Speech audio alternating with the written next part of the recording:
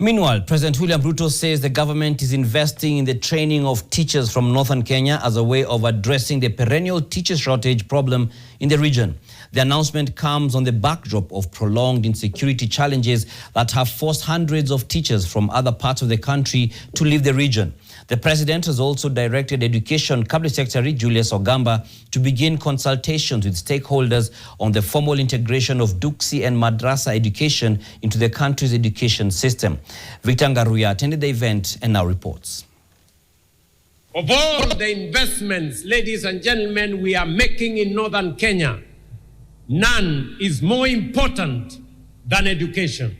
Education took center stage during the 63rd Madaraka Day celebrations held in Wajir County as President William Ruto used his national address to outline the government plans to expand access to education and address long-standing challenges facing the sector in northern Kenya. Of all the tools a nation possesses, education is the most potent. It is the bridge between promise and possibility, between poverty and prosperity, and between exclusion and belonging. The president also defended the competency-based education system, CBE, highlighting its role in equipping learners with practical skills for the future. He noted that government's investment in education has grown significantly in recent years, with the education budget increasing from approximately 500 billion shillings to more than 702 billion shillings. For years, schools in Mandera, Wajir and Garissa counties have grappled with acute teacher shortages following insecurity incidents that prompted many non-local teachers to seek transfers or leave the region altogether. The lasting solution to teacher shortages in this region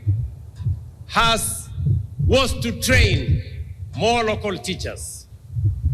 That is why we operationalized the Wajir and Kutulo and Mandera teachers training colleges. According to the president, 1,800 teachers from Wajir, Mandera and Garissa counties have already been recruited and deployed within the region, while 4,616 trainees are currently enrolled in teachers training colleges, the highest number ever recorded in the area.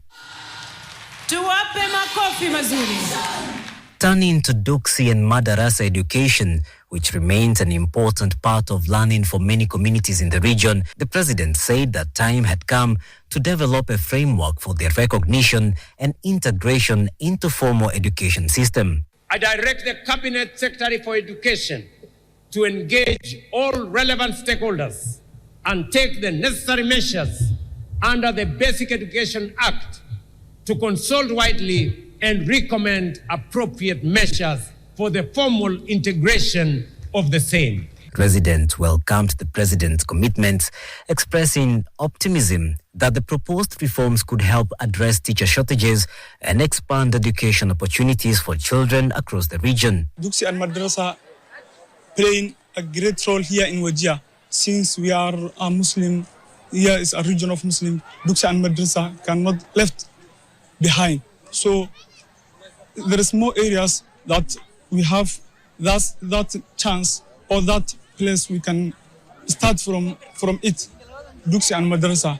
As President William Ruto on this 63rd Madaraka Day celebrations here in Wajir County outlines an ambitious plan to strengthen education in northern eastern Kenya, the focus now shifts from promises to implementation and whether these commitments will translate into a lasting change for learners across the region. Victor Ngaruya, NTV at Wajir County.